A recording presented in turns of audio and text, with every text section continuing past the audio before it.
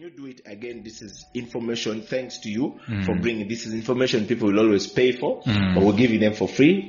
One, they go down. So you do 12 push-ups or 5 push-ups. Rest for 5 to 10 seconds. Go back again because you're allowing your muscles to recover quickly. What you're doing when you do that, you're building that capacity. Yes. After you have run. Okay. And finish the 30 minutes. Or if you go for aerobics, you've done 45 minutes in the aerobics. Yeah. It is wrong for many people in Uganda to think that aerobics that goes for 1 hour and 45 minutes is workout. It's workout. That's not workout. You're doing other things.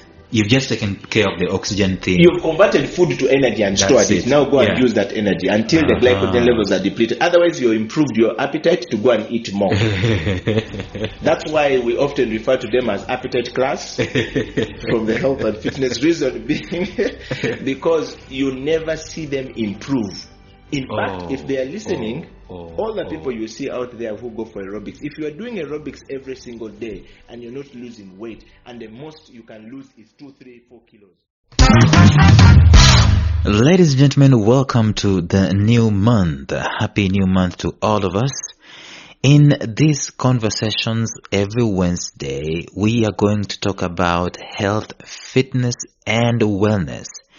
And the guy who is going to help us kick this off is Eddie Okila. He is a health and fitness expert. Eddie, at the moment, is the proprietor of House of Talent, marketing and communications consultant, and also a leadership coach, an entrepreneur, a television broadcaster, marketing enthusiast, and a health and fitness coach. He commands a high level of professional experience in broadcasting communications, including 7 years and over with NBC, BBC, CNN Associates, UTV, EATV, NTV, UBC, and WBS TV. Well over 16 years as a broadcasting content documentary programmer with House of Talent. But the reason as to why we went for this guy is because he is very, extremely passionate, a participant of health, fitness, and wellness, strictly training both primary components of fitness and secondary components of fitness. We see primary components of fitness include cardiorespiratory capacity, muscular capacity, flexibility, and body composition.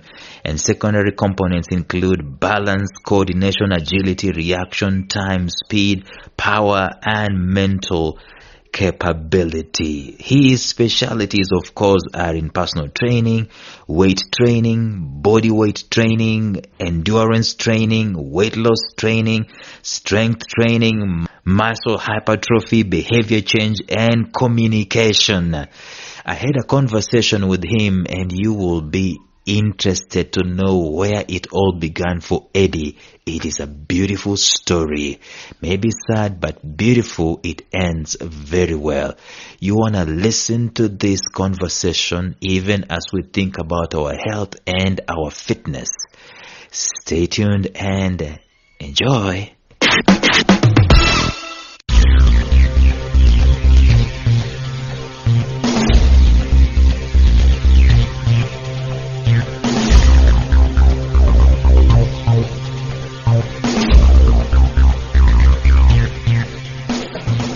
Welcome to the Life Signatures podcast with Lawrence Namale. Lawrence is a life coach, author, and keynote speaker who loves to tackle different topics on purpose, productivity, and resilience. His mission in life is to awaken all your boundless possibilities available in you.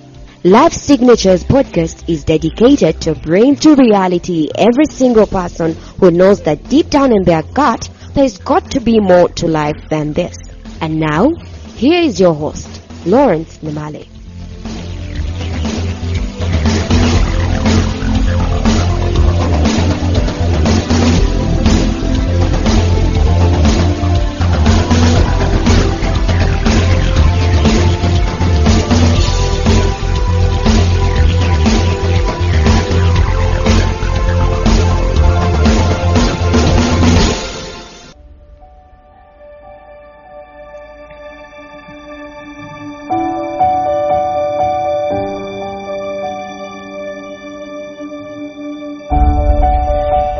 Good morning, good evening, and good afternoon, whatever place it is you're tuned into Life Signatures. Today is a Wednesday. Even as we're bringing you this conversation, in the month of June, we are doing health and fitness. We want to talk about what we can be able to derive out of this field, which is critical. I normally tell people that we are so adept at statistics, the statistics of this and statistics of that and so on. But the most important number is number 1, which represents you and I. Without that number, there are no other statistics worth writing home about. And so in the episode today, I'm having a conversation with my brother, my friend, Eddie Okila. He's a man of many things, man of many hearts, man of passion, a man who is focused. Are you a new father or you're an old one? I think the latter would be the best. Yes. Yeah. Eddie, how are you doing, my friend? Not bad. How are you doing, Joe? I'm okay. Lawrence? I'm okay. Great. Yeah, man. It's good to talk to you finally. I've been trying to do this, and finally we have an opportunity. Yes. You're working hard, aren't you? Yes, I'm trying as much as possible to live my purpose on earth. Yeah. By trying to do the best I can. Yeah. And contribute to humanity. Yeah. I think it's something that is good. Yeah. For a human being to start with. Yeah. A lot of us just live without purpose. Yeah. But this is off script. But let me ask you. Yeah. What are these specific things that you are doing to transform this world? The things that you are passionate about. I mean, we can see, but some people have never maybe heard about you. Yeah. But what are these things that you are passionate about? One, I am passionate about life. Yeah. When I say life, about health and fitness. Yeah. That's one thing that is key for me. Yeah. Everything starts with God. Yeah. And God gives life to people. So I'm very passionate about God. I'm very passionate about life that God gives to a human being. Yeah. From creation, if you look at that story of creation, yeah, everything else God said, let there be, let there be, let there be from that story. Yeah. When it came to man or man in our own likeness and image. Yeah. So I pictured something that was very profound in that process, that he created this thing called man, and then when he was done with creating it, he looked at it from a creative point of view, and then he says, now let us fill it to function. So he blew into man to function. It was very different. So there was a touch given to man from the beginning. That makes my connection with God quite very profound and very personal. Vertical relationship is very key for me. So I'm very passionate about that point. Yeah. I'm very passionate about life. Yeah. Because he blew in life to a human being to being. Let there be, and then he blew life to this one, and so said fill, form and function. And so it started from of sustenance and reciprocation. It's fundamentally important for human beings to understand that. So that takes me to the next thing that I'm very passionate about, which is health and fitness. Yeah. I'm very passionate about health and fitness because everything rises and falls on the health and the fitness of a human being. Right. The third thing that I'm very passionate about is leadership.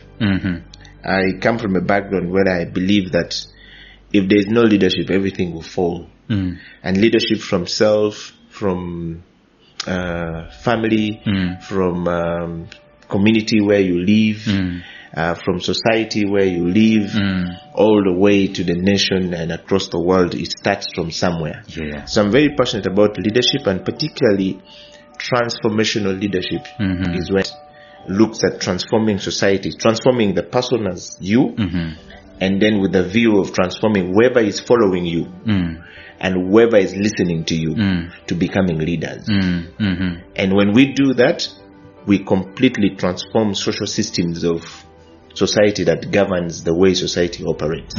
So those are my 3 key things, and the last thing is about marketing and communication. Yeah, you are so big in that also. Yes, I believe in marketing and communication. If you have a product and you don't communicate about it and people don't know about it, then they're not going to buy it. Even if it's a top-notch solution. If I don't know about it, even if you have it and you don't talk about it and people don't know about it, you will never make money. Yeah.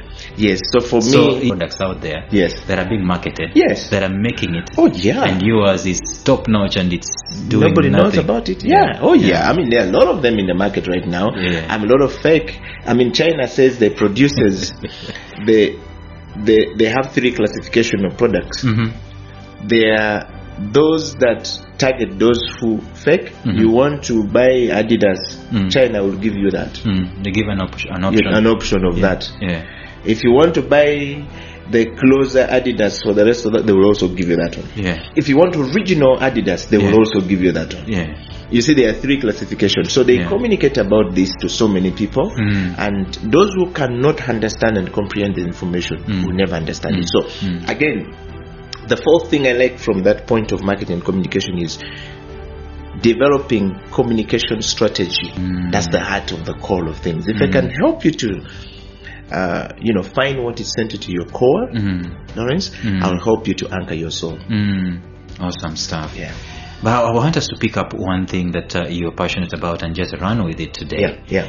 This idea of health and vitality, fitness, and so on.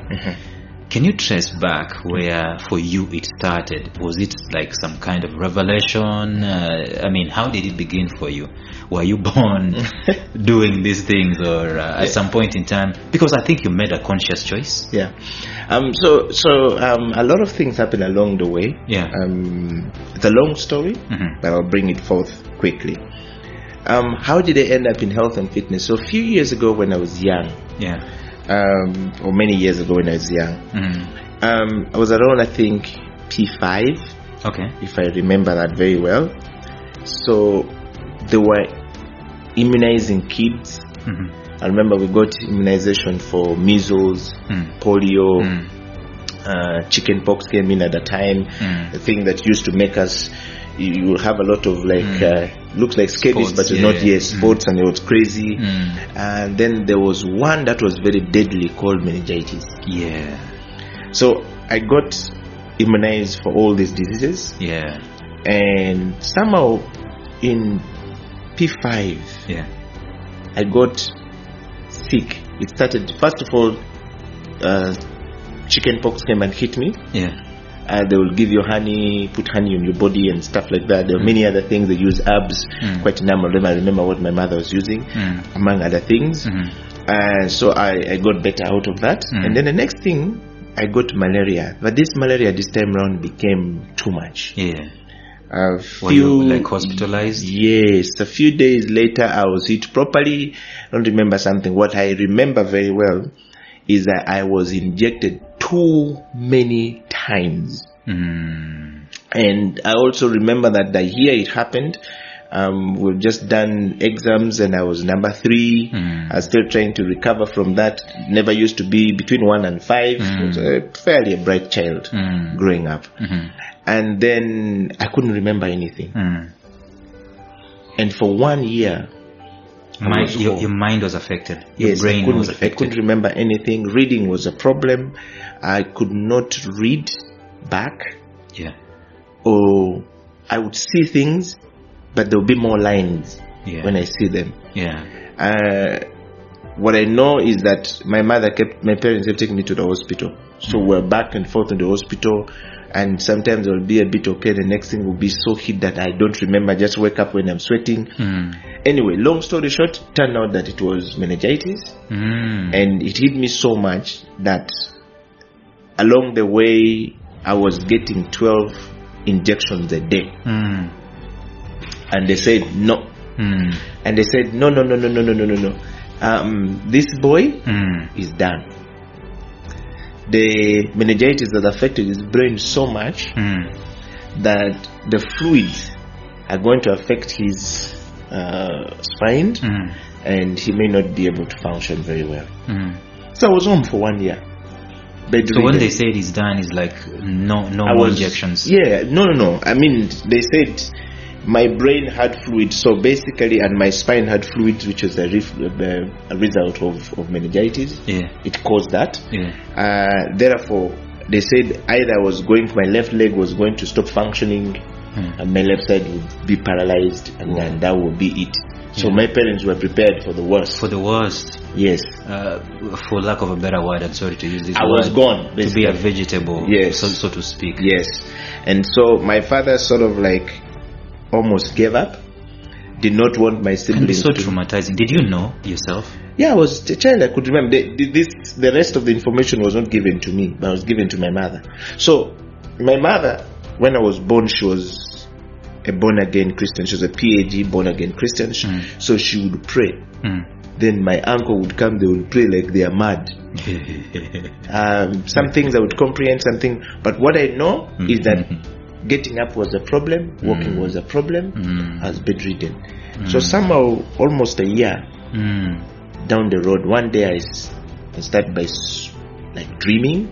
And I dreamt that, when you're in the village, I mean, for those people who grew up in the village, or those who played the traditional African games that we played, which was to go on top of the hill when it has rained, and then you roll from there down, and sometimes naked. Yes, naked. That was the best. or because of the impact of running, your shots will create that thing on the back, and then people will be laughing about it. But for us, it was good stuff. Or we used banana fiber. But this time around in the dream, the game we used went up on top of the mount of the hill. So I was climbing, but it had rained so much that so many children had fallen on the left and on the right. I was struggling, Lawrence. Somehow I got up there, and I still remember the grass. It looks like a paspalum grass, but it's not. But it's this grass that grows in the middle of a paspalum. So I was holding that. It was just a moment before I can go down, but I was tired, finished. So I woke up. My mother was slapping me. It was like 3-4 o'clock in the morning. She thought I was passing out. Yes, or dying. And then she got up, she started praying. You come from a born again family, you should know how they will cast the demon very quickly. She did the stuff, and then she asked me if I'm okay. That was the first time I could remember everything. Whoa, you remember the dream? Everything in the dream. Wow. That's why I can tell you the dream. And wrote the dream, and from that day I've been dreaming. So a year later I would be taken back to school to repeat P5. Right. So when I went back to repeat P5, they told my parents to tell the teachers I should just pass. Do not stretch the brain if you want him to go back. But this child is now almost a special need child. That was the situation. The foray into health and fitness. So when I went back to school, like when you're young, you dream of so many things. We were dreaming when we were very young, so I dreamt of being a pilot. Really wanted to be a pilot. If I can't be a pilot, I would want to be an engineer. I opened radios at home, the small FM radio stations. Radio cassettes at home. Repaired them. Some of them I messed up. My father beat me up there. Crazy stuff. But somehow, learning curve. Exactly. So somehow along the way, I couldn't do these things. When I went back to school, mathematics was a problem. Reading was a problem. So before the meningitis, you I was would okay. do that stuff. I was you will repair the radios and so on. Yes, 1 to 5. But even when I came back, the skill of looking at something and seeing and finding solution for it, it came back. But what was difficult and took some time was me remembering. Academics now. Yes, if you tell me to read and finish. So the practical stuff was kind of like still there. Yes, it came back. But the reading became a problem. And if you teach me something, if you explain something to me like this, I would understand it. Right. But if you tell me to read, go and read and write, it was a problem. It took a bit of time. Eventually got back to it. So as a result of that, I was reduced to being a child who you just take for PE. I can tell you, Lawrence, there were many children like me affected. I am very certain there are so many of them that were affected around that time. So whenever there was a complex class like mathematics, physics, geography, we would be pulled out of class. PE.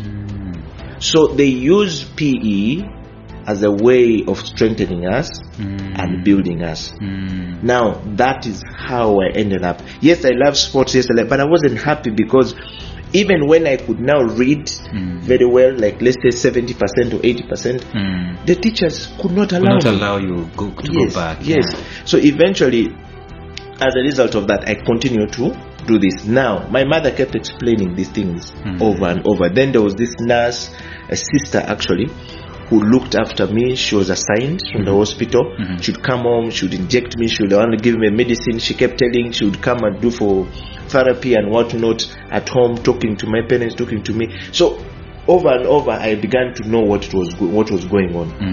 Eventually, she said, they started preparing my parents that this might be the case. So they should just prepare for whatever happens afterward. Of course, my mother was heartbroken. There's a woman who was married. Her first child was a girl. They never wedded her back then because they wanted her to produce a boy.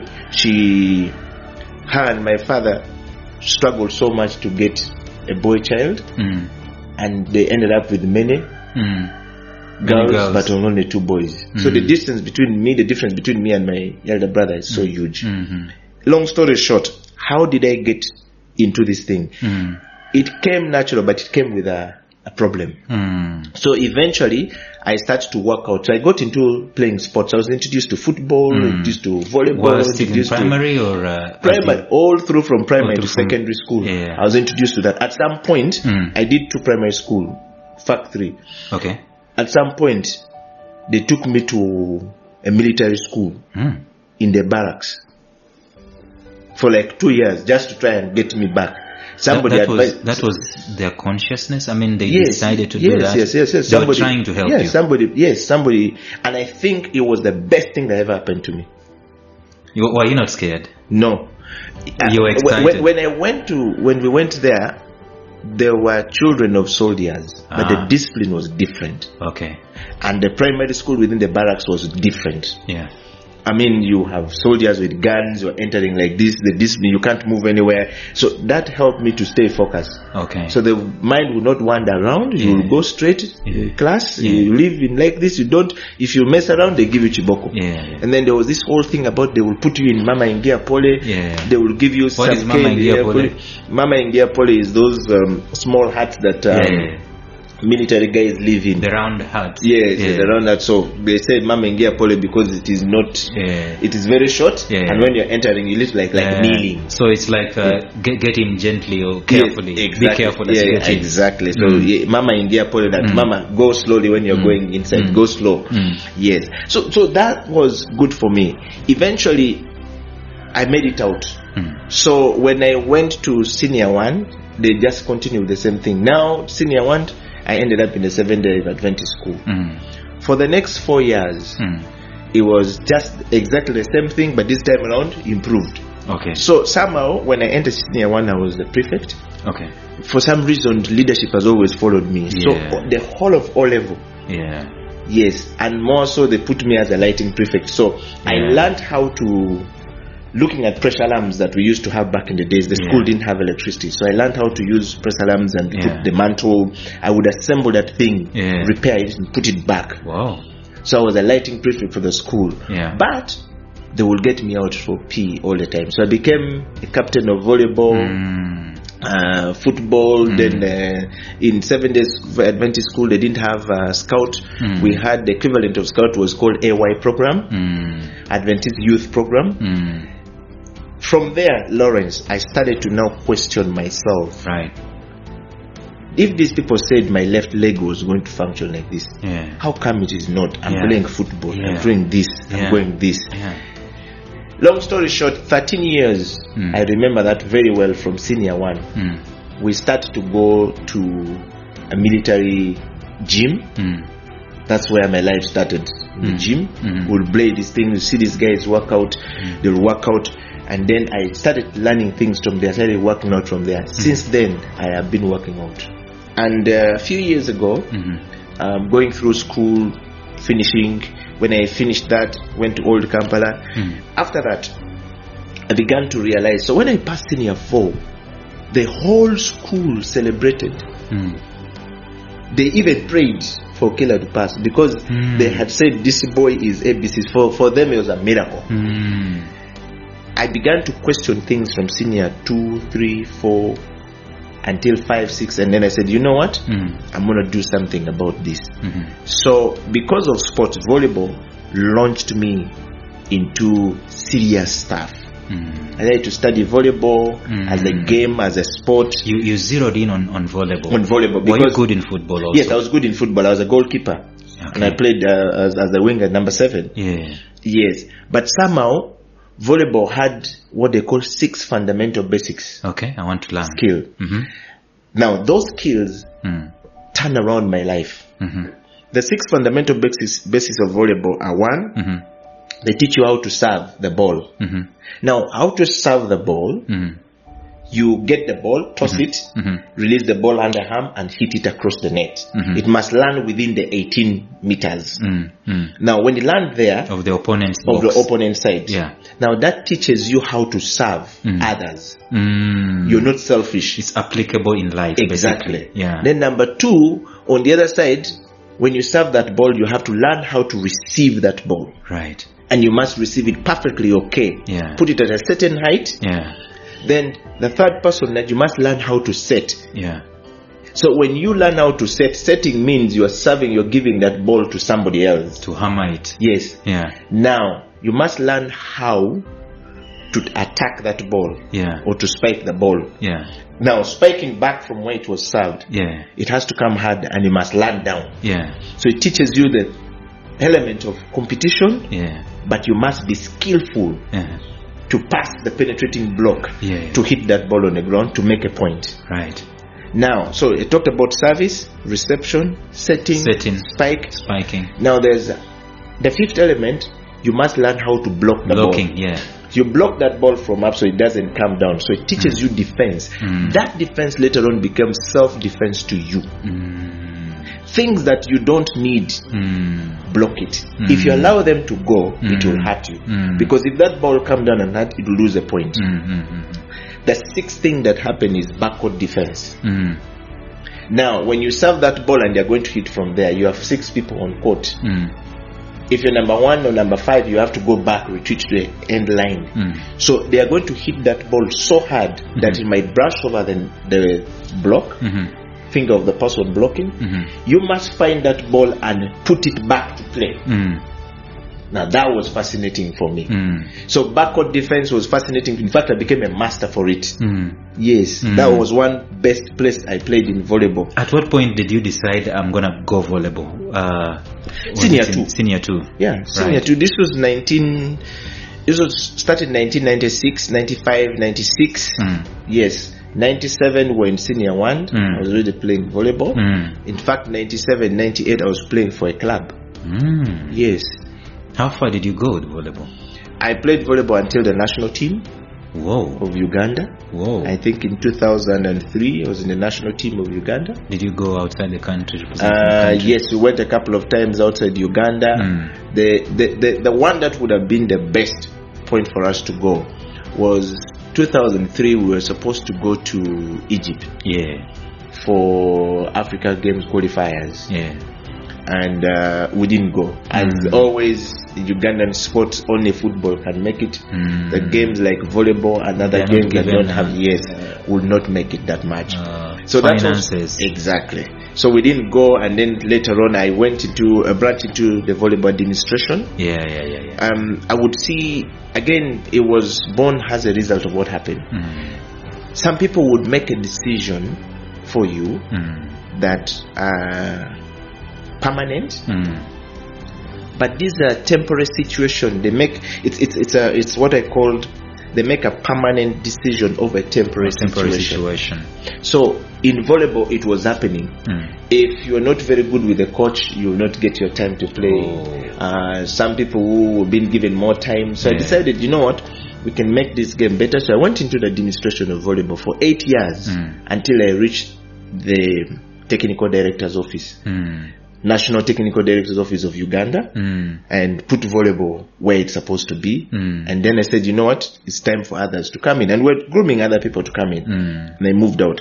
So, but to just sum it up, on the question of how did I end up here? Yes, it was problems. And those problems shaped me and my opinion to who I became today as far as health and fitness is concerned. So fast forward, I began to work out. Then I started to learn a lot bit more about health and fitness. So I decided to focus mainly into muscle. Right. I needed to understand muscles very well. And to understand muscles means I needed to understand the brain. So I went deeply into studying the brain, studying what we call the skeletal muscle in the human being. How do people cognitively retain information?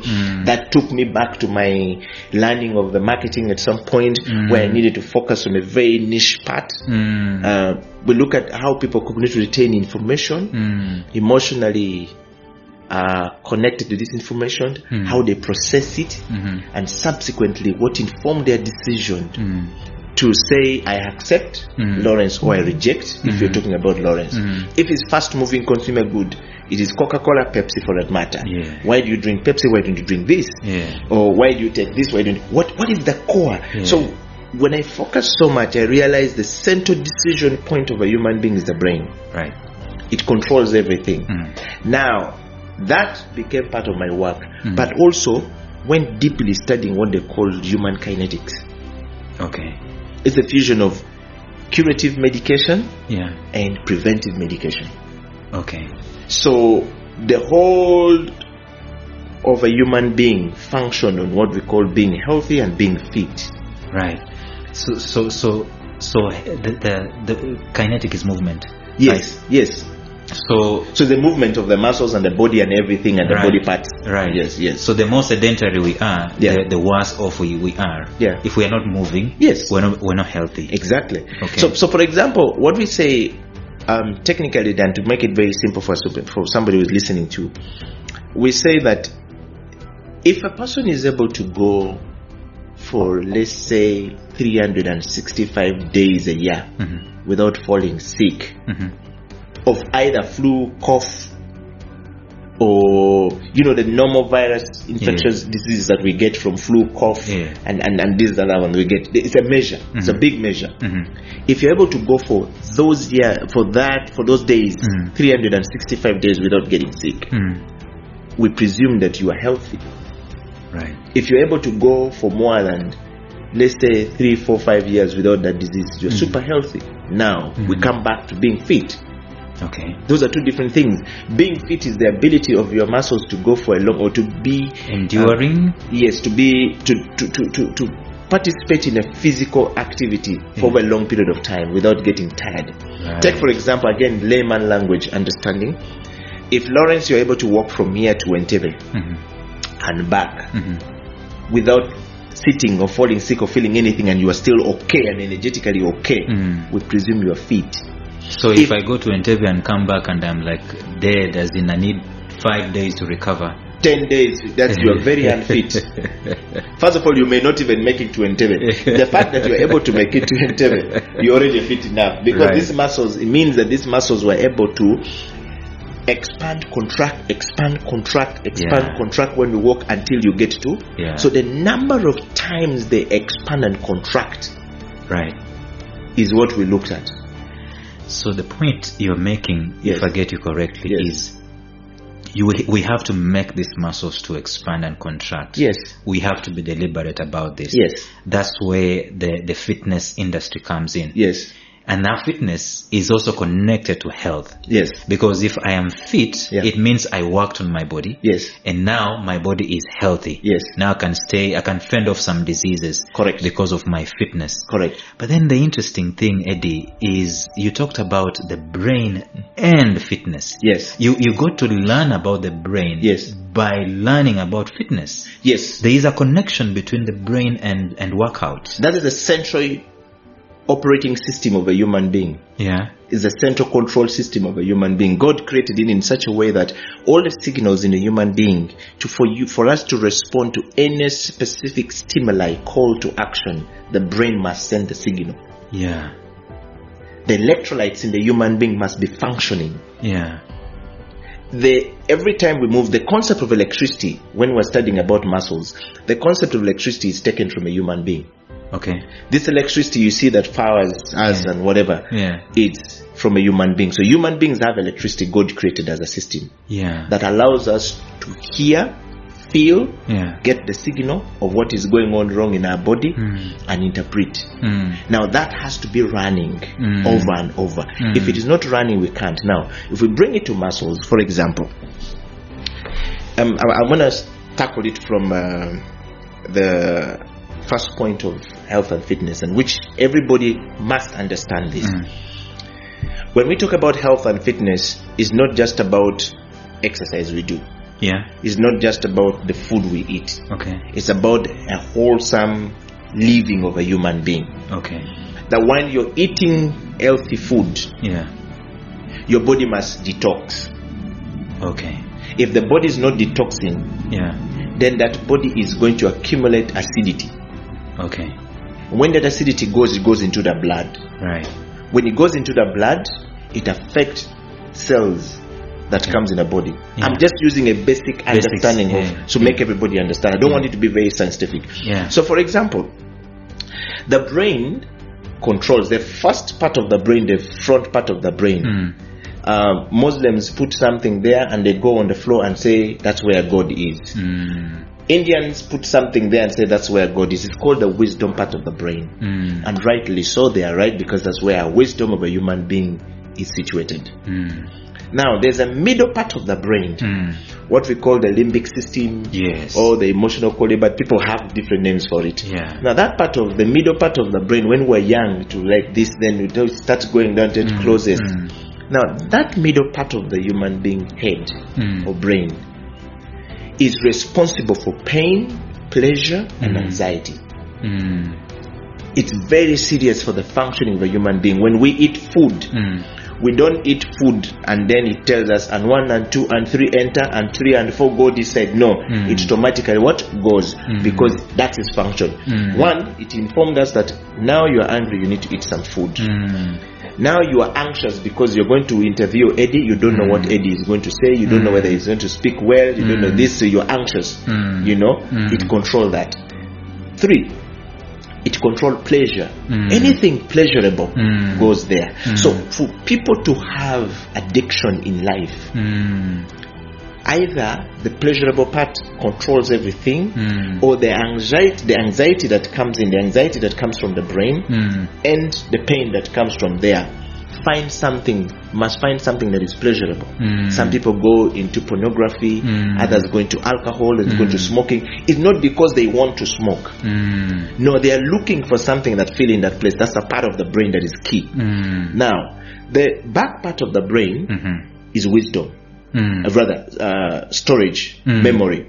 Everything else is stored in the back part. If you hit the back part of a human being, you kill the human memory being. Not just killing the human being, you have killed that human being. Every time this brain goes down here, the human being is gone.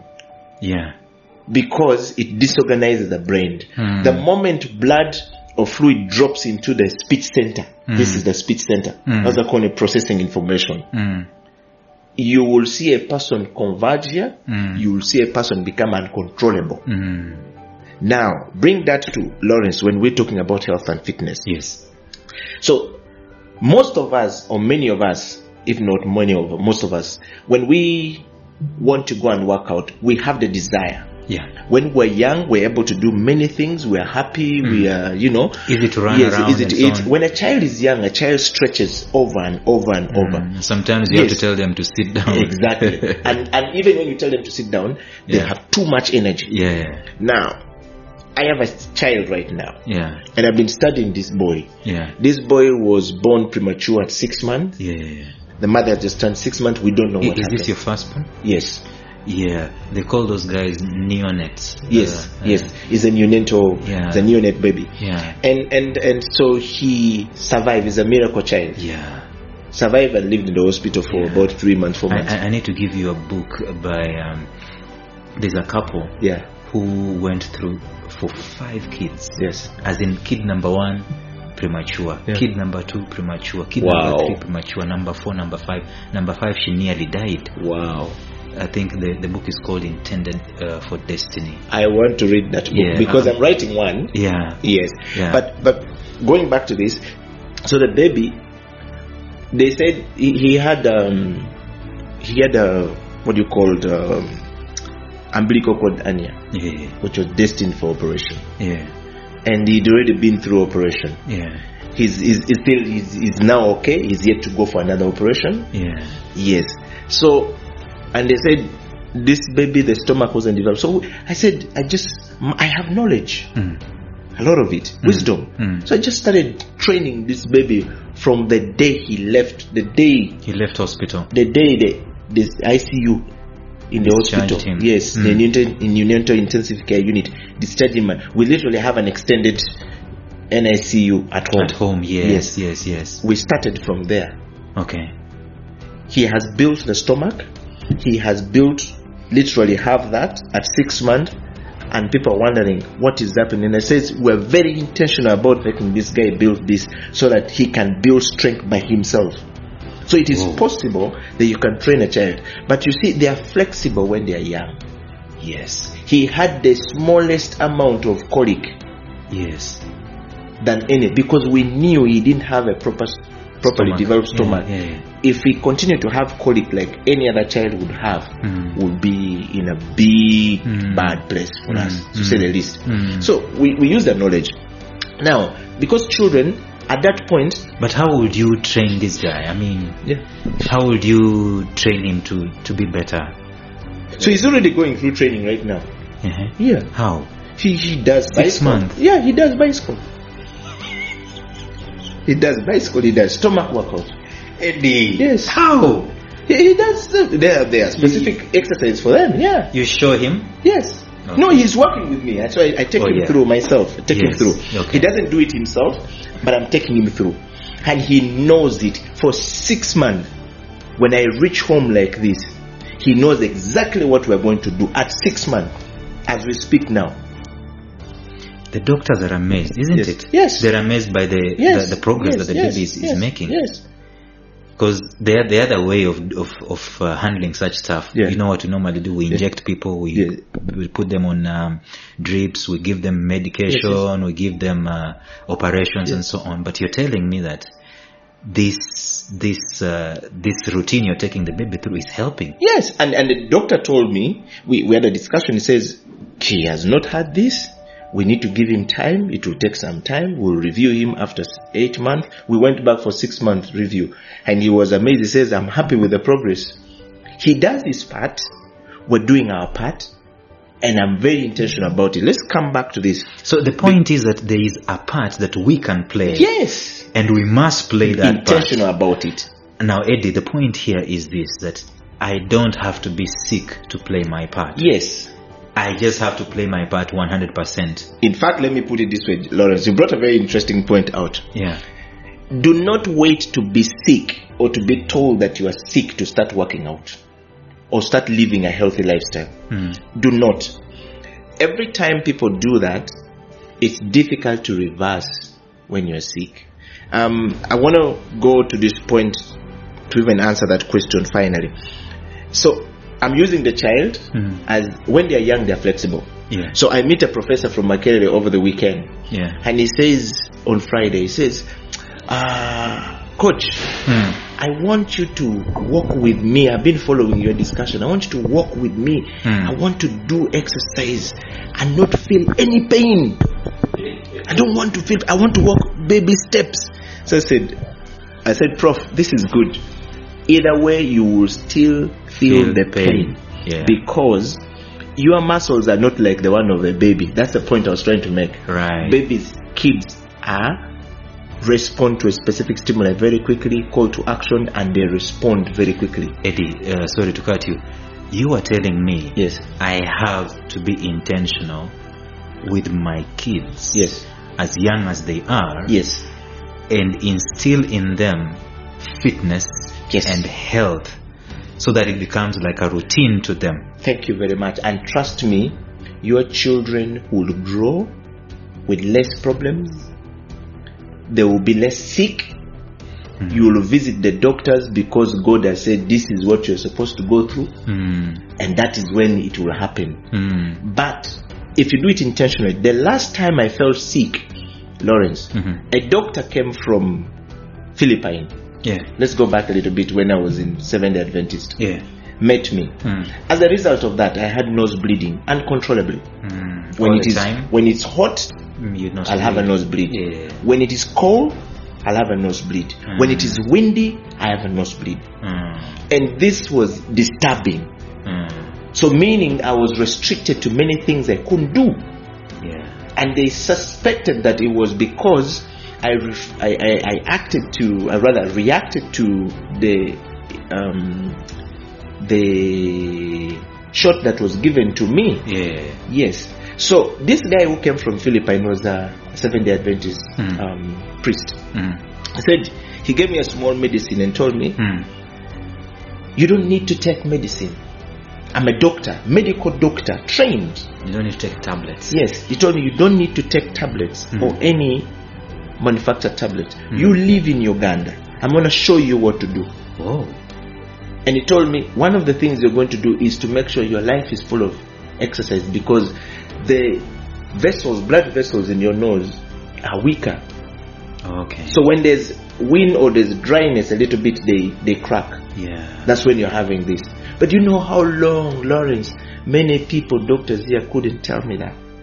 And all they will do is to look for tablets and medicine and give it to inject you and so on. So when he came, so they're treating a symptom. They're not going to the root of the matter. Root cause. So eventually, this guy, I had fallen sick of malaria so bad. This time around, cerebral malaria hit me so bad. When a Seventh-day Adventist school, I was in a hospital for 7 days again, just in 1998, and I'm like, not again. I kid you not. The day I got out of the hospital, met that guy, the lighting prefect, gave me this and told me exercise. I increased my level of exercise and doing what I'm supposed to do.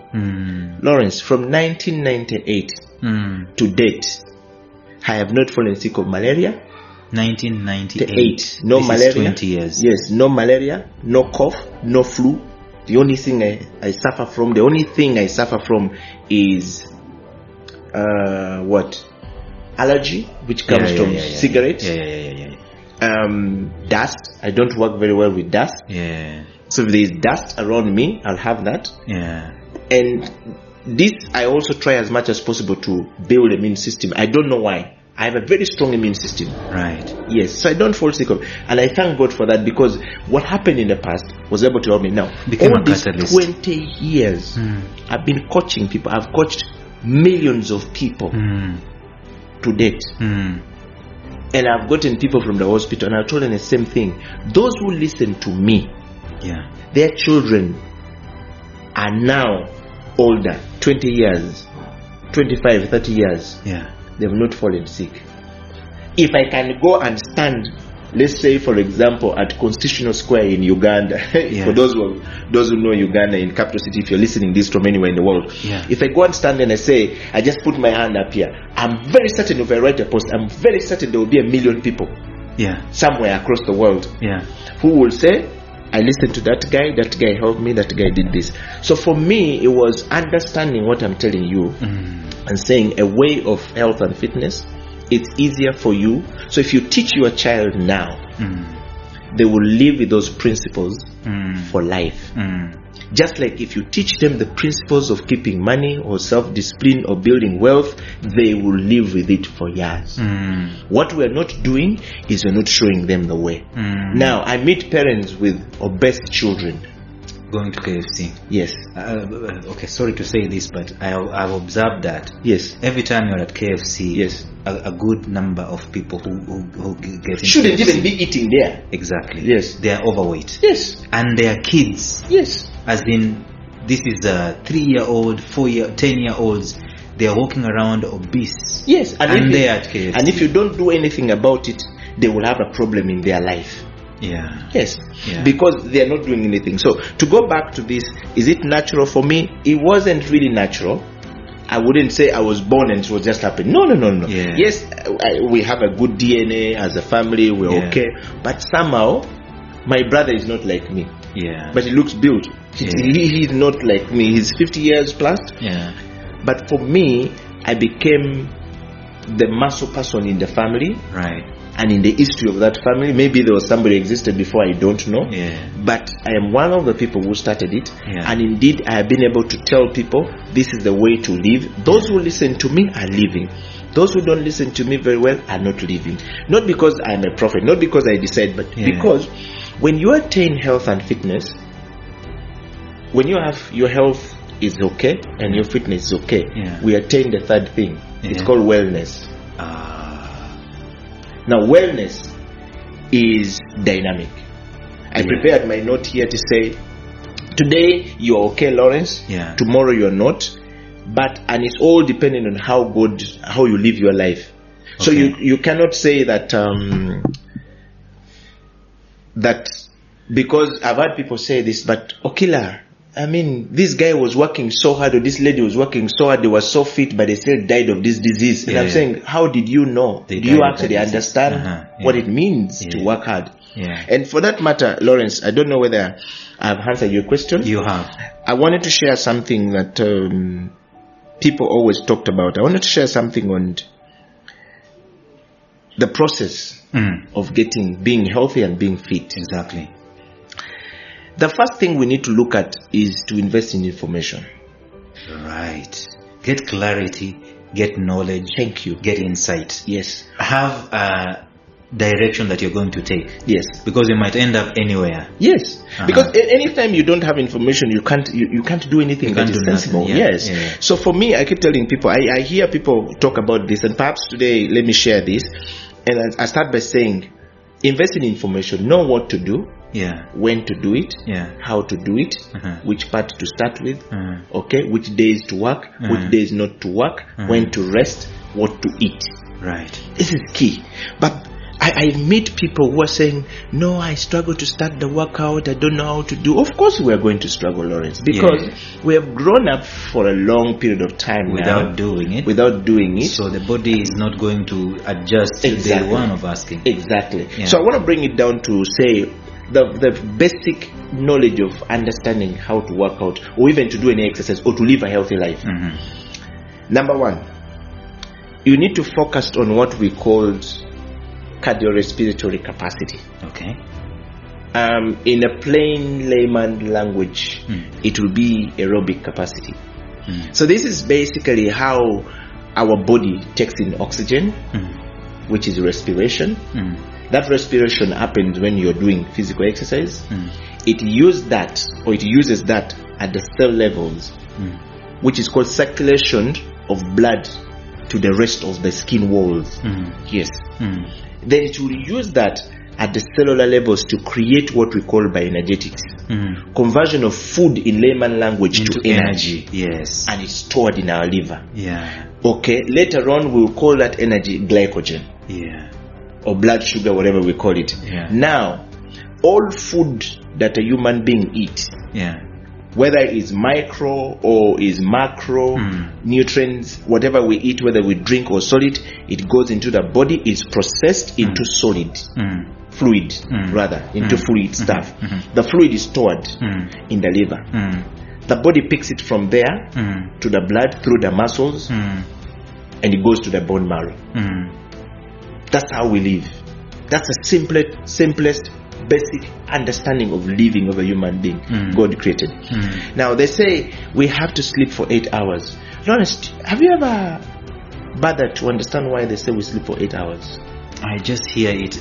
Nearly everyone in the health industry, coaches, they normally talk about that. And none of them ever explain why. They never tell us why. Certainly some of them don't know. Exactly. Because they are vegetating what they've heard from somebody else. Exactly. So the reason why we say we sleep for 8 hours, God has created a human being. I categorically would say God. Yeah. This is not religion, this is nothing, because this is God created a human being that way. Yeah. All human beings regardless of their life or whatever the situation is. They have the same thing. When we go to sleep,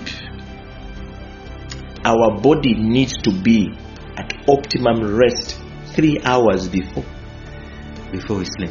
Yes, 3 hours we sleep, then the detox system starts.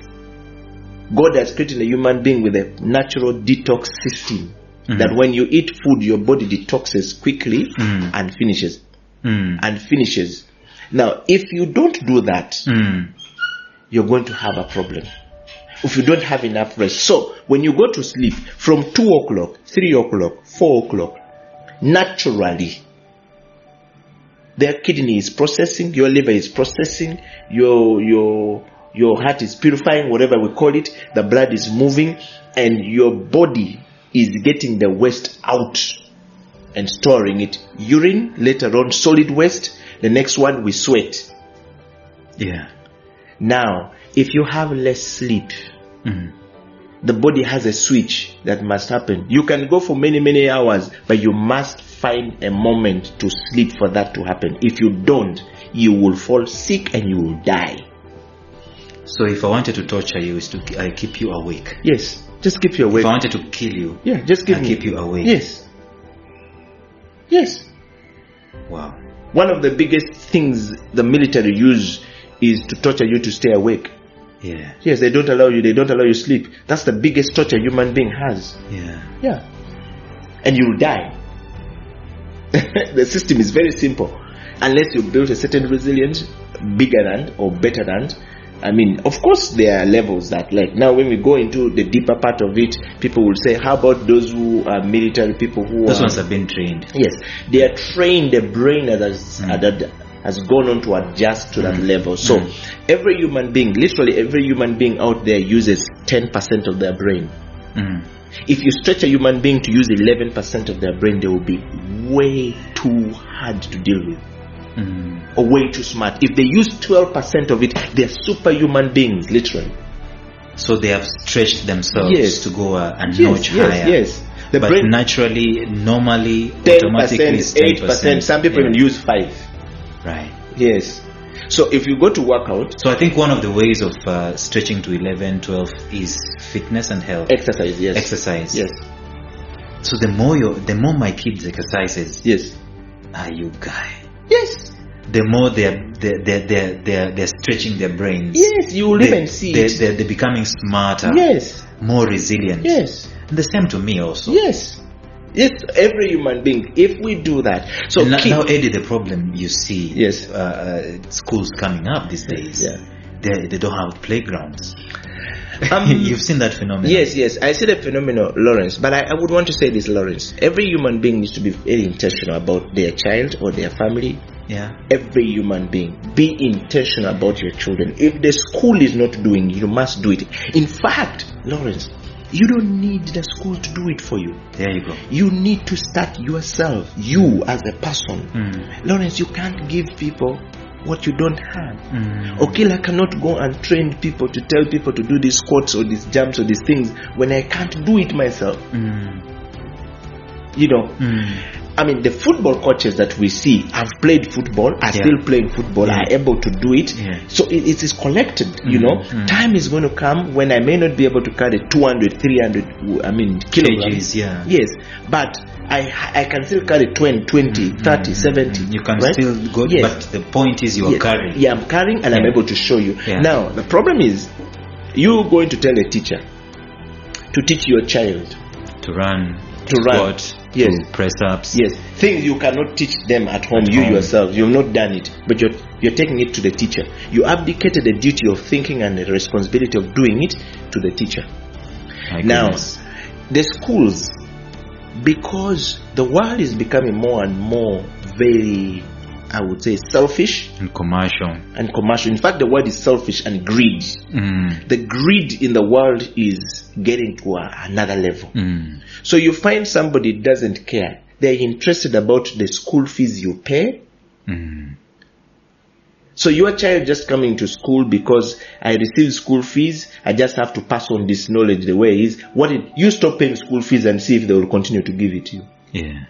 You see, so for me, what I tell people, parents always, and this goes out to everyone listening to this, whether you're black or white, blue, green, whatever it is you call yourself, it is fundamentally important, Lawrence, that every human being pay attention to their feeding, what they're eating, now going forward like never before. Try to do exercise every single day. 3, be fit as fast as possible as you can with your family. 5, invest in knowledge. In fact, the first thing is invest in knowledge. That's where you started. You said we need to invest first of all in the knowledge, information. Yes. Yeah. If you don't have the knowledge, you don't know what to do. And I want to go by, I started by talking about cardiorespiratory capacity, which I want, for those who are taking notes, I said 1 is the ability of the body to take in oxygen, which is respiration, deliver it to the cells, which is respiration, 1, deliver it to the cell, which is circulation, and use that at the cellular levels to create bioenergetics, which is conversion of food to energy for physical work. That's number 1. So the more oxygen there is, the more food there is, so to speak. The more oxygen, the more your brain is able to take in oxygen and deliver it, the better. The adaptation, the long-term adaptation of that is what we call decrease resting heart rate. Okay, you have a decreased resting heart rate when you do that. 2, you will have decreased the rate of vascular, cardiovascular disease, heart-related problems. If you do that. 3, you will have improved your endurance, the endurance level when you do things. Endurance is the ability for you to go over a long period of time doing the same thing repeatedly. Yes. The third thing you're going to have to do is increase the stroke volume and cardiac output. Yes, the proportion of of blood that pumps from the heart. We will go back and learn it from BP, the systolic blood pressure over diastolic blood pressure. We go back to that. Now, when we do that, I want to correct something that I hear people talk about it so much, Lawrence. So aerobics is not full workout. Aerobics, you've just done that little bit that we've talked about respiration. Yes, oxygen, you're building. So you have to build a capacity. So aerobics will go together with jogging. Yes. Right. Yes. So when you do that, you have to do. In fact, what we always say in health and fitness, we often refer to that as cardiorespiratory capacity, which I say is the ability for you to breathe, and have the blood circulated to the rest of the body while doing the exercise itself. If you don't collapse, you continue to build, you don't collapse, you are going to become more healthier and more fitter. Now, that capacity must be there. Some of us cannot run from here to Wandegear if you're in Kampala without resting. Yes, or maybe be able to move from the New York Times Square to a certain building that are near you, because you don't have the capacity. The moment you start, you feel like you're running out of oxygen. So it's something that you need to build up. Yes, that capacity with is the number consistency. 1. The more you do the aerobics and the walking and the jogging, you're building that capacity. Yes, right. The aerobic. That's the why of your body the daily is important. That's why the daily workout is important. The very first thing you need to start with. Yes. Now, when you do that, Lawrence, we will look at the aerobic capacity. I talked about endurance.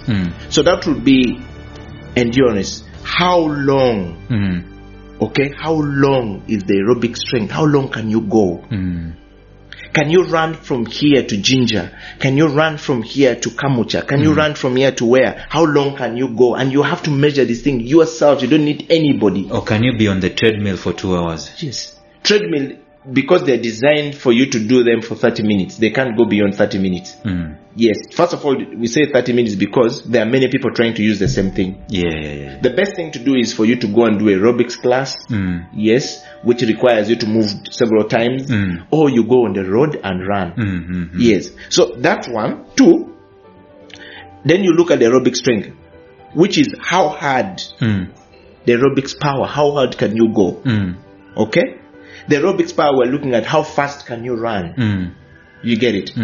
Then some of the long-term adaptation we're looking at here is 1, decreased resting heart rate, like I said. Automatically you'll find that when you run, resting heart rate is the breathing space that allows you, the body, to send in oxygen to the brain and circulate it to the rest of the body, and run back to send the signal at the same time for you to respond to a specific stimuli without getting tired. Yes. So you're not running out of breath. Yes. You're not running out of power. And you're doing it until when you build that capacity. Number 2 is decrease the risk of cardiovascular disease. You will not have any heart-related problems when you do that, because number 1, your blood is light. Number 2, your blood is, the circulation of the blood to the rest of the body is improved, because remember, when the oxygen is going, the circulation of the flow of blood is also faster. Yes, your metabolic rate increases. Okay. 3, and the last one would be improve endurance and increase stroke volume and cardiac output. Those are very key.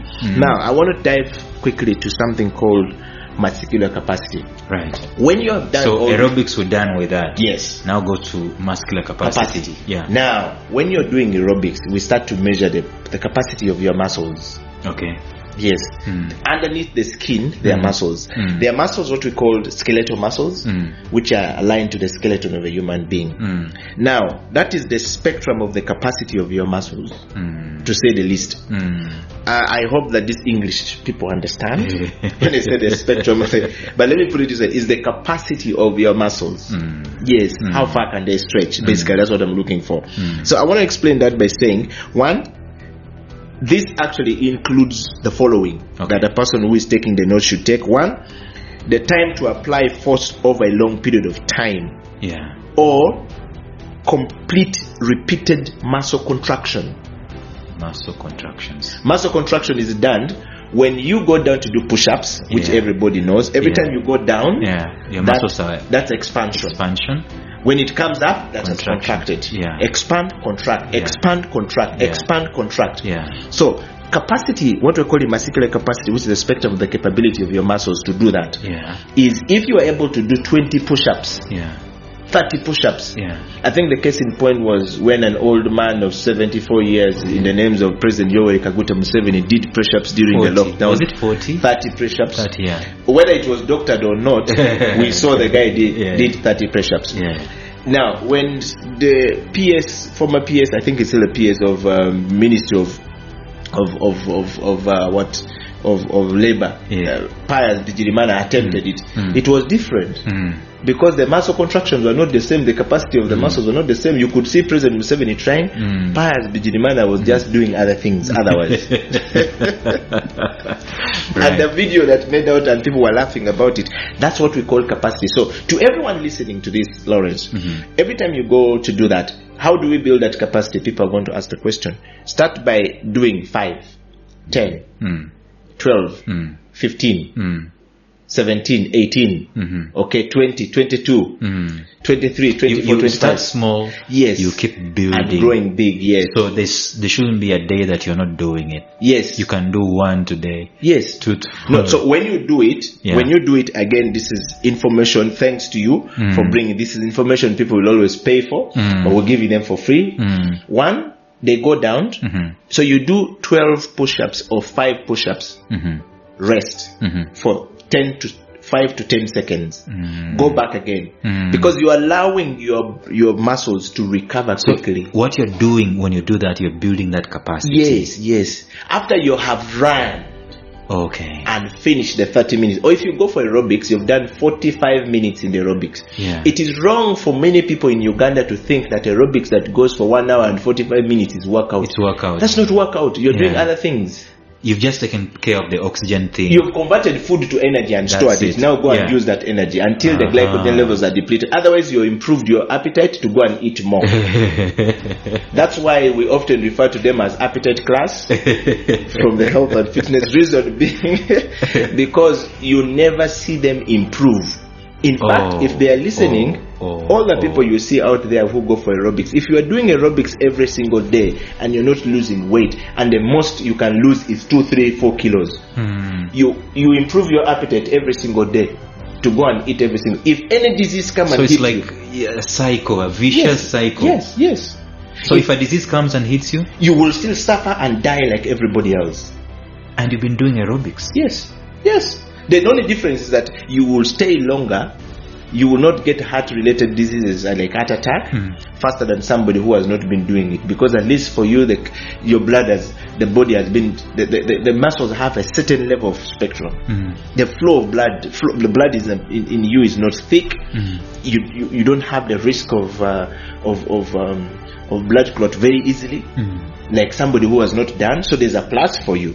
So if we are dying, you will find you will die slowly than the other person who will die faster, who has not done it. That's just to say the least for understanding. I get you. Yes. So for me, do that times 3. So anything you do, Lawrence, must be by 3 sets.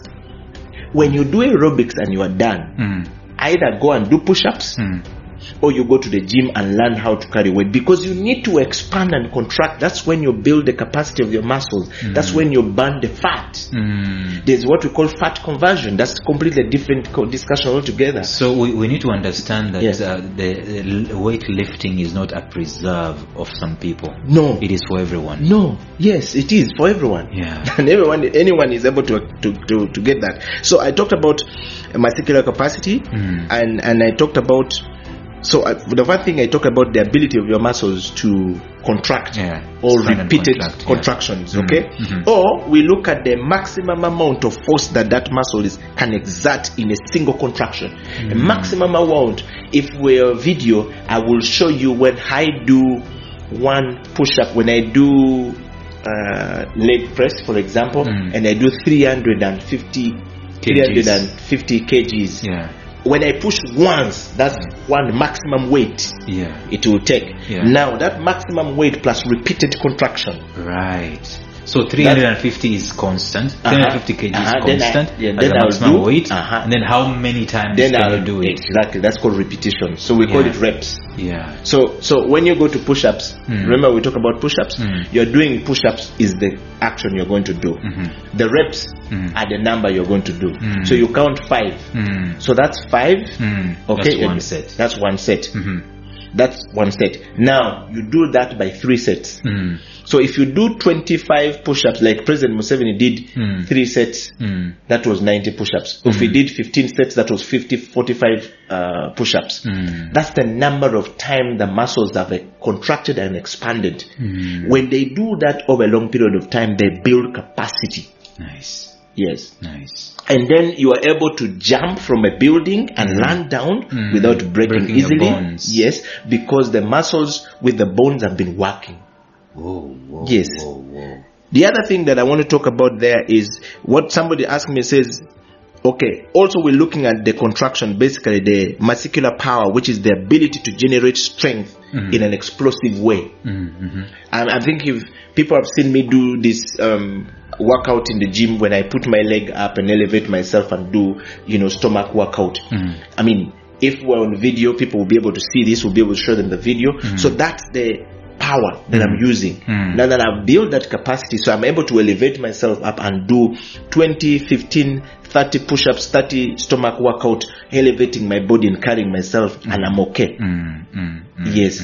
So that's what we need to do. The long-term adaptation of that would be, some of the long-term adaptation of that, if you do it very well, will be, you'll be able to improve on your muscular capacity, which is increase the strength of your muscles. Okay, the muscle starts to build, okay, and become stronger. Like Golola would kick bricks, and people will be wondering, hey man, Golola. I see those videos sometimes on Facebook and so on, where these martial artists and so on are breaking things. And, they build capacity. They build capacity. That's the result of building capacity. It's not a talent. No, it's not just a talent. No. It's not a talent. Moses Golola is a typical example. Whatever Golola was doing, when Golola would carry somebody on top of his head and will move and carry big sacks, he's built the capacity of the muscles. He's increased the muscular capacity. That's what we're looking for. One. Number 2, Golola would have improved the muscular endurance. That the muscles are able to carry on and do the same thing for 1 hour, 2 hours, non-stop without getting tired. Okay. The third thing would be to improve basal metabolic rate, and of course improve the joint strength and overall body posture. If you do that for a while, when I put on the suit, People often enjoy seeing me in the suit. But you see, I keep improving my posture. If I stop working out and start putting on a suit, and I put on stomach and I put on all this weight, I'm not going to be eye pleasing for you putting on a suit. So when I put on a suit, people enjoy it. Now, when models put on a suit, Jason Statham, when he put on a suit, he looks good, man. He looks great, and everybody says. Denzel Washington, when he put on a suit and he walks with his bounce, and everybody, he's a 65-year-old, 70-year-old man, but he works out constantly. So they improve the body posture. Now, what does the body posture does? It's improve your confidence. It's improve your level of confidence. You begin to walk when you're confident because you know.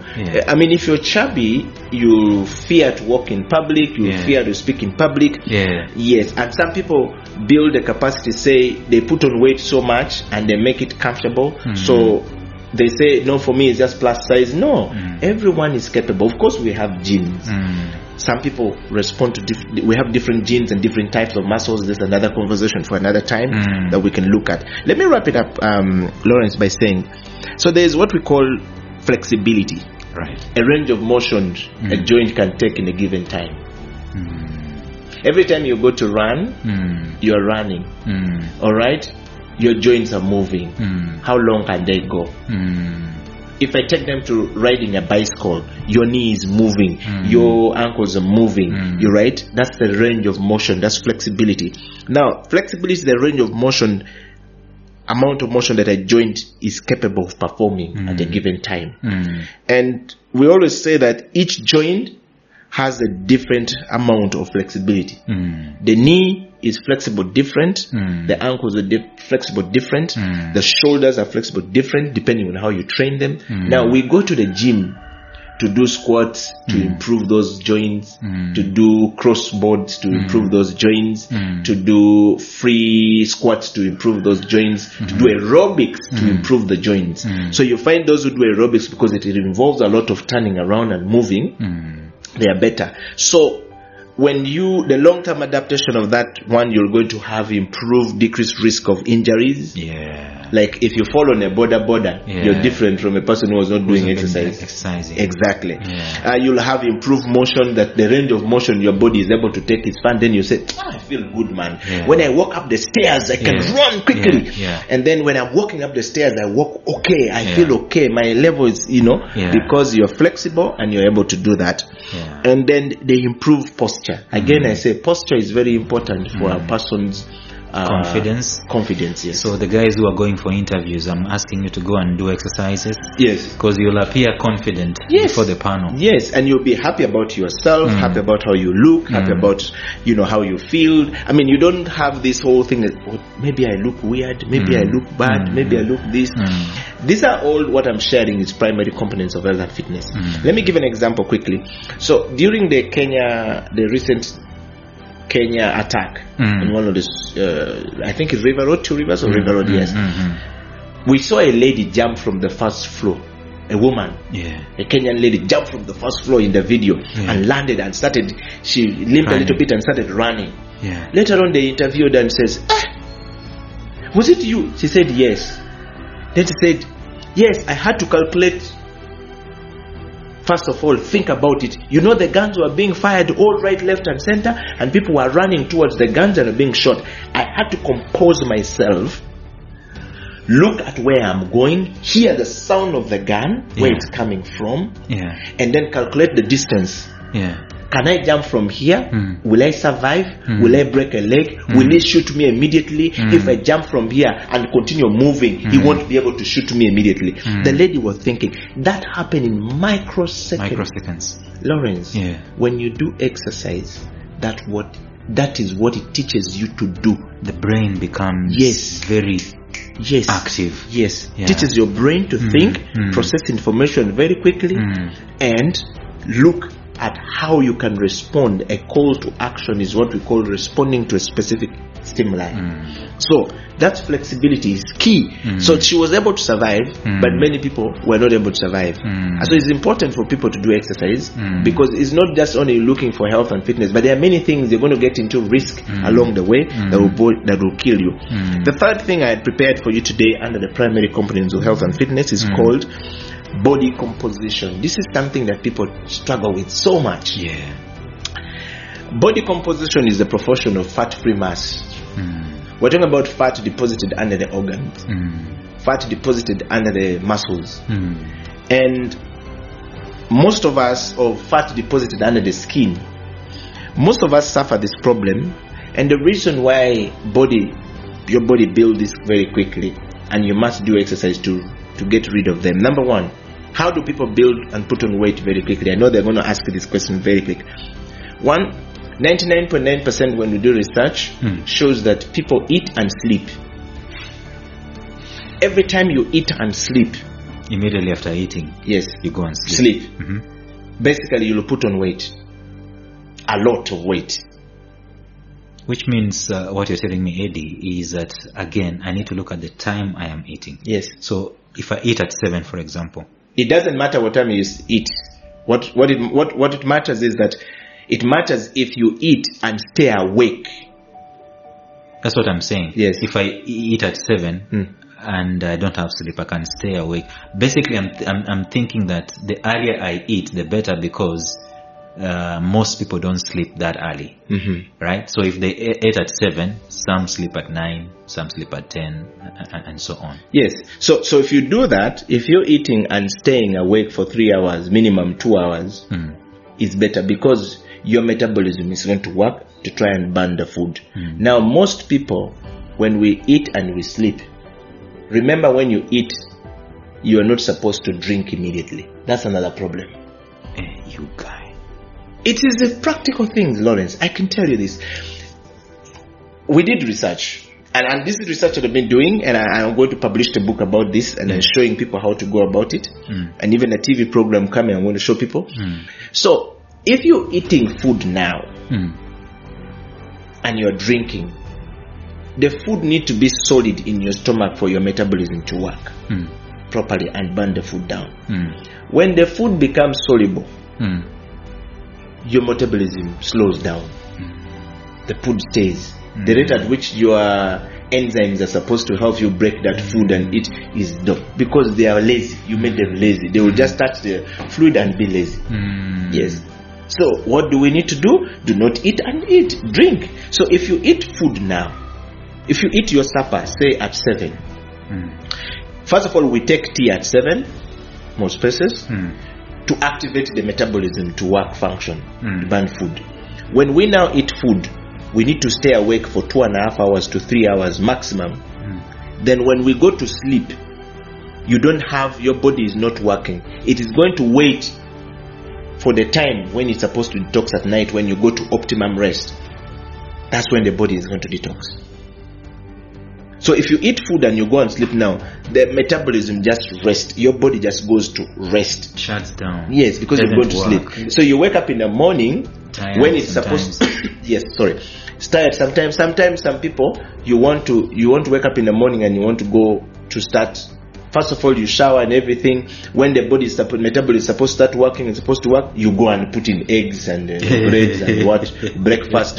You go on like that. They've not given them time. They are slow. You've not done any exercise. You go to office. You sit like this in office. You work for like 2, 3, 4 hours. Remember, you are sitting on your seat for like 4 hours. You're not moving. And then the moment exactly, by the time you go is 1 hour. You go and eat again. You put build a band on it again, then you go to the next one. So that's how we put on weight. So do not eat and sleep. That's number 1. Number 2, don't eat and drink. Don't eat and drink. If you eat food now, take the drink after 30 minutes. Okay. Give your body 30 minutes to 45 to 1 hour. At least if you're really dying, 45 minutes. No. So it's something that people need to practice, people need to look into. I mean, it's simple practice. If you do this, I guarantee you, Lawrence, you will not put on weight. So let's go back to this. So that fat is deposited under the organs, what we call body composition. Here, the proportion of fat-free mass. So now when we go to workout, the moment you start to work out, you're doing aerobics. When you do aerobics, you need to do what we call fat conversion. Okay. So whenever we go into the workout, in the gym or carrying weight, whether dumbbells or whatever the case may be, it's not for super brilliant people, is not for super strong people. Everyone at their level build his capacity from 0 to 100. Yeah. Now, what we need to do is when we go in there, we build it slowly. Yeah. So when you go to expand the muscles, contract the muscles, what happens is that we are sweating the bad, what we call the bad fat already out of the body, right? The other one is going through the toilet. The other one is going through the urinal. But the bigger part, a human being, we lose weight by sweating. Yes. So when we now go to work out, we have what we call lean fat. So then the lean fat is what we are going to use. So whenever we tear the muscles, remember contraction, if like a rubber band, you get a small rubber band, you keep stretching it like this, keep stretching it, it will tie 10 million, 20 million, 30 million, the same small rubber band, right? It never goes back to its level. Now human beings are built different. If you keep building that muscles, you tear, the tissue around the muscles tear. When this tissue tear during the process of recovery, so if you do like this, you keep doing like this, right? They will relax when they have this space. After, this lean fat comes and goes in between this toned tissue here, then around the muscles, then it covers. They have recovered like this. Tomorrow, Lawrence, you wake up again, you go and do the same thing. Run after running, okay? Convert food to energy, go to the gym, do weight. 1, 2, 3, 4. You'll see this building this. It will expand like this. You bring them down again, they will go like this. So that process is that the muscles keep building and keep getting. So that's why we tell you eat protein. So the body keeps taking the food, using the food, uses fat, you build the muscles, the muscle becomes stronger, you become stronger, the capacity of your muscle becomes stronger. Remember muscular capacity. Now, body composition, if we do that, some of the long-term adaptation of that is improved body composition at decreased risk of cardiovascular disease. 99.9% of people who get heart attack are overweight. They have a lot of fat deposited around the muscles, that there is no space for the blood to flow. Yes, and then they have that. 2, improved basal metabolic rate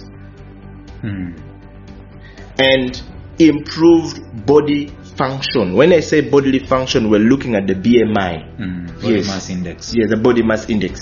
So now you'll be able to calculate your body mass index, be able to see this. So that's just the primary components of health and fitness. I want to just share something which people usually ask me. So when you talk about these things like what do you mean by we're improving basal metabolic rate? What does that mean? So, and I keep telling people, these are things that we should be aware of, but you find normally we are not aware of them, and they are simple things that we should be aware of, and they're critical also. Yes. So when you look at when we're talking about your basal metabolic rate, normally we're looking at the number of calories you're burning, or your body is able to burn or perform in the burning process. Yes. You have to have a good capacity for that. Yes. You build that based on your running. You build that based on your running, build that based on the way you work out. Yes. I wanted to ask you this, Eddie. Yes.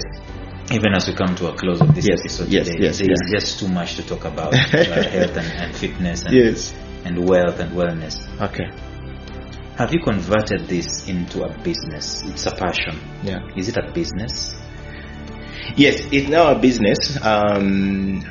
Initially, if I live in Europe, in America, I would be living on it to be my profession. It's something I've spent. To be a mainstay. Yes, and I've spent 12 years learning, and I'm still learning. I go to just improve the knowledge that I already have. I have a lot of understanding of human muscles and human brain. I specialize in what they called muscle hypertrophy.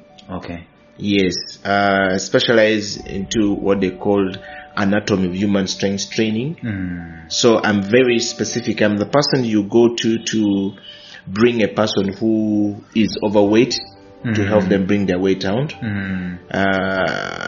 I'm I'm a person who will say this person is too small, they are struggling with low blood pressure. My job is to make sure they build their pressure level up. If they have high blood pressure, to bring them down. If you want to improve on your health and fitness, the person is going to train you. So that costs money. It does. You've invested knowledge, that just like you said. Yes. You're not doing this thing from the angle of let me build muscles. No. You have an understanding of health, fitness, the brain, the blood system, energy, all those things you've been talking about. It's a science. Yes. Right? Yeah. So it costs money. Yeah. I spend a lot of money studying it. I'm still spending a lot of money trying You've invested in it. It's your passion. Yeah. You have a location where people find you? So at the moment is a reach out basis. It's been initially in Uganda, people were not appreciative. They were not sort of like thinking about it as a business or as a way of life until COVID came and hit. So Uganda, you find people in Europe, in America, are more cheaper for them compared to if they use people who are health and fitness coached in America or the likes. So it's been a reach on basis, and I try to make it easier. So I'm making it easier for Uganda that if you want me to coach, maybe I'm a boss and I have a guys my team and so on, and I wanted Eddie to take them through this year we are attached to Eddie and so on. How do the guys get you? You have phone numbers, email, so you can website? write to me. I have you can go to Okila Health and Fitness. Because I believe that I need to multiply myself to many people. So if you go to my social media platform, just go to Okila Health and Fitness is on Facebook. It's on Facebook. It's on Twitter. On YouTube. And Instagram. And Instagram, yes. So just go to YouTube, Instagram, Facebook and Twitter and write to me. Okila Health and Fitness. Just go to Okila. Okila. Yes. Health and Fitness. Yes. Right. The Twitter handle is Okila Fitness. Okay. Even Instagram is Okila Fitness. Yes. Just go there and use Okila Fitness. The reason why I didn't come up with that, people actually came up with that. My friends, they started calling you that. Yes. They just came up with that and said this is how it's going to be, Okila Fitness. The reason is the fitness is done by you. No one else can do this. Exactly. And they said no problem. Exactly. They can reach out to me. You can write to me. At my email address is okila@gmail.com. Yes. Okay. But you can also write to there's a group of people, few people who are now handling that. You can write to Okila Health and Fitness at gmail.com. Just Okila Health and Fitness at gmail.com. Let me just confirm that. And then if they can't find me, there will be usually somebody who is able to find me and write that information to me. They will send the information to me. I'll definitely respond to people, and I tend to respond to people, as many people as possible, as I can. Just check that right quickly, Lawrence, so that we have it ready. Yes, so it's Okila Fitness, Okila Health and Fitness. So just write to me, and I'll definitely be able to respond to everyone. Then you ask me, is it now commercial? Yes, I do a lot of training for corporate companies. I tend to bill not the premium at the moment, but I bill something moderate. So for business point, if you have, let's say, corporate companies have been billing between equivalent of $500 to about $1,000 and plus, depending on the number of people and what you're looking for. Most people have been contacting me specifically for knowing what to do. And I think that's a basic point. It's good. It's good to start from there. What to do, when to do it, how to do it, which part to work on, and then we start from the basic primary components of health and fitness. We'll maybe for your show we could run through it very quickly. Let me just give people that quickly. So this primary components of health and fitness we're looking at here are a number of things. Again, I won't be able to break them down, but I'll just list them up for people to know. So once you do the primary components, which has three things. The aerobics capacity, which is cardiorespiratory capacity, muscular capacity. We're looking at the flexibility. We're looking at the body composition. That's the basic underlying factor of health and fitness for human being. Start from there. And then there's the secondary. So the secondary components of health and fitness are what we call balance. Okay. Now we start to go into some more specific things like balance, which is either a stationary or dynamic moving position. Balance. Now, balance, you will understand this when we're doing weight or when we're working out, when you're carrying. Now you've moved primary components of the thing they call stance. Yes. First thing is primary component is involved a lot of we using your body weight. We use your body weight. The secondary components of health and fitness, we're not taking you to using weight. Yes. Because now the body has reached its maximum level. Itself, yes. Yes. Now we need to help it to build more. So we use dumbbells, all these other things that we use in the gym. Two is coordination. We begin to look at more specific now, going down to the brain. Coordination would be the ability of a body of a human being smooth and fluid motion. Seems like dancing, my friend. Yes, that's so that people who are doing Zumba tends to imitate this. Yes, that when you're dancing using all body parts in one, because Zumba tends to do this. In fact, Zumba was built from a very small component of health and fitness and the secondary components of it. So again, we're not looking at just coordination. So when this coordination of all body parts together needs the brain control system. Yes, the brain must be in one place. 2 or 3, we look at the ability, rather agility. Agility is the ability of the body to change direction quickly or rapidly. Quick dash. We did those quick dash where you go run, touchdown, come back quickly, touchdown quickly. You've seen us do that a lot in the gym. It's because we want to see if you have the agility. Now, agility is very important, Lawrence, to adjust things quickly, not to allow bad things to break you down. Yes. The next thing would be reaction time. Right. Again, reaction time is really the time required to respond to a specific stimuli. Now, the stimuli, we've had people talk about COVID-19, and no one actually explained what COVID-19 is. Even doctors don't know. Now, you find health and fitness people will know it more than people, because if we are talking about that COVID-19 affect anything that affects red blood cells in the body. Red blood cell is responsible for protection, for transportation of oxygen to the rest of the body, and then it makes a return journey with taking carbon dioxide. Now, immune system. I need to mention that white blood cell, that our body produces new cells to help our immune system literally every second that goes by, as long as we're doing physical exercise or we are active, the body is producing. Now, if the body is not able to produce new cells and the old cells are there, we tend to have, and if the body has a lot of acidity levels, we're going to end up with the cancer. Cancer is not a death sentence. Cancer is not a death sentence. We make it a death sentence. Yes, everyone is capable of living and healing from cancer. Cancer typically means that the acidity levels in the blood are higher. Therefore, your body, if a cell decides to malfunction, one cell in the body starts to malfunction, it will start to swell and cause the other one to malfunction, because they cannot fight. There's no purity. So if you clean the blood of a human being, taking it from 7 to 14.7 pH, you've killed the cancer. So let's go back to that. So when we're talking about this reaction time, we're teaching the body so many things. How to get information. If you're told you are sick, what do you do? So these are things we talked about quite a bit. Then we look at speed. So before I go there, I mentioned something about COVID-19. So it affects electrolytes.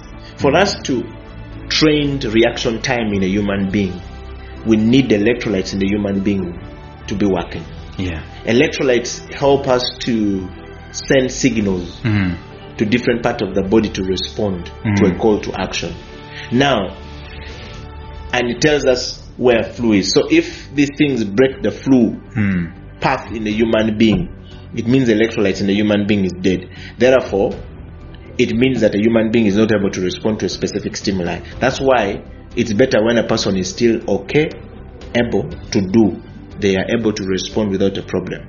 Once you start having so many things that are breakdown in fluids and minerals in a human being, we start to lose develop what they call albumin. There's a protein called albumin. You break that, basically fluids start going everywhere in the body.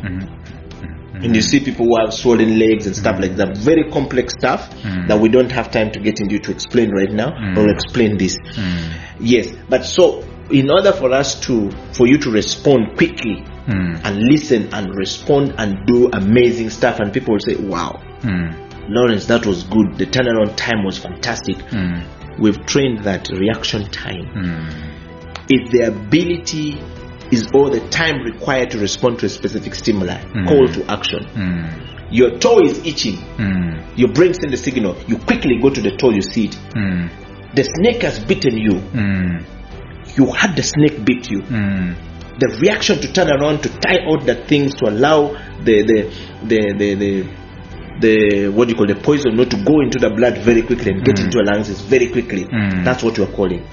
Yes, so those are the things you get from exercise. The other thing is speed. Speed is the ability to move rapidly. Speed we also measure as known as velocity ratio.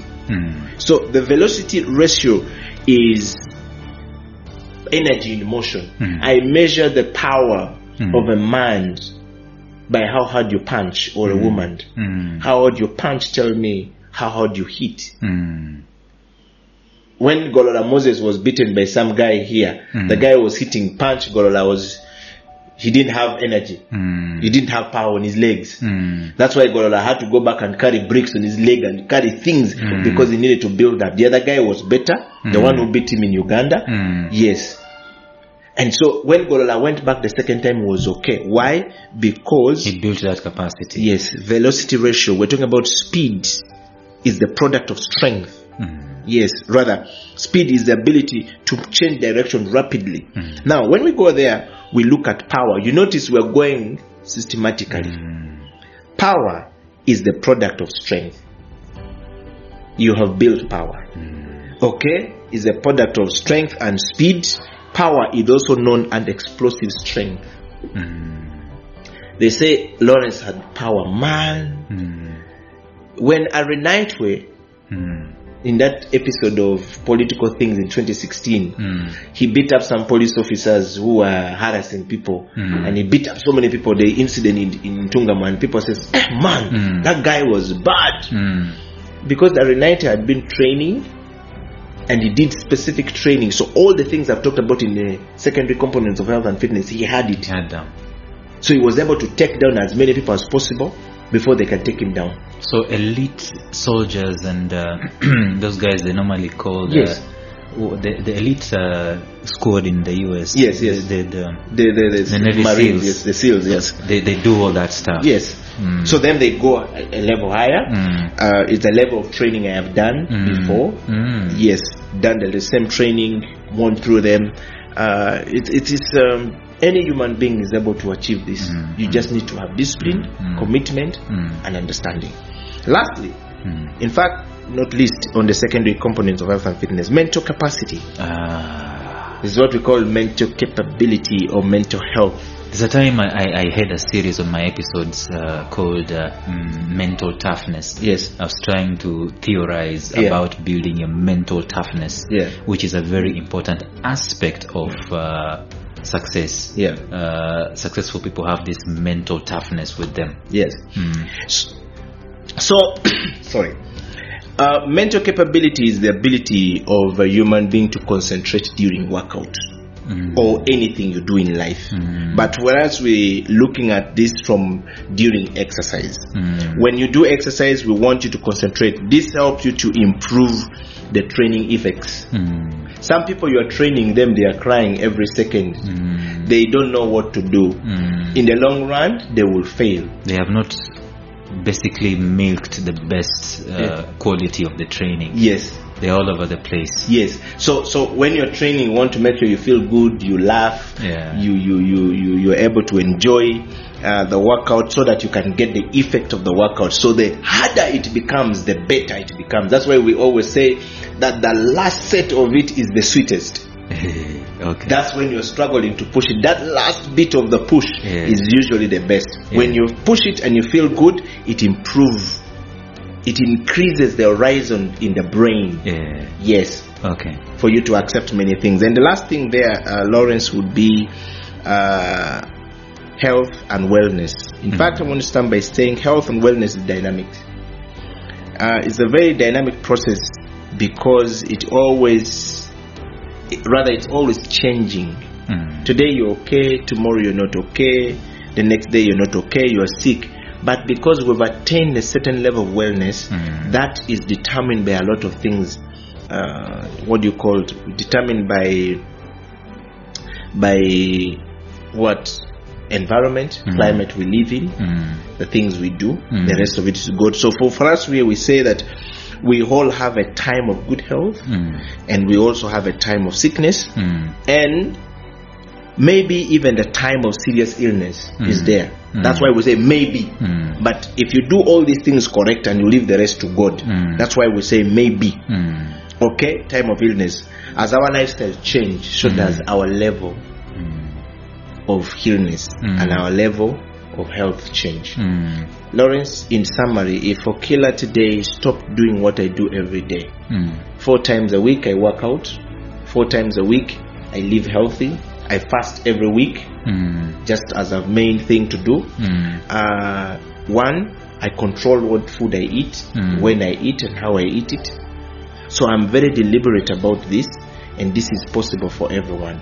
Human beings give up very easily, and then we end up failing, not because we can't do, but because we have not built certain capabilities of the brain to be able to function. That will be my sharing today. So I've run you through this. It's information load. It is an information overload, so to speak. And I know we can listen to this over and over again, but I think the important thing is people getting in touch with you and starting, especially my biggest takeaway was the children. Start with the children. This is not something that they should be doing at school. This is something that we should be doing with them as parents. And start from there. So ladies and gentlemen, we've come to the close of today's episode. It's been very extremely instructive. You know that there is so much we can talk about, but we don't have the time for it. So get in touch with Eddie and get your activities in terms of your health, your fitness, your wellness. Get that going. Like I started saying in the episode, the most important statistic is number 1, which represents you. Without you, forget about the statistics about the targets that you're chasing and so on and so forth. You are important, and your health is important. Without your health, there is no work, there is no purpose, there is no nothing. And that's why we're concentrating on this subject in this month. We are going to bring in another expert in the following Wednesday. But until then, bye-bye, stay healthy, and God bless you.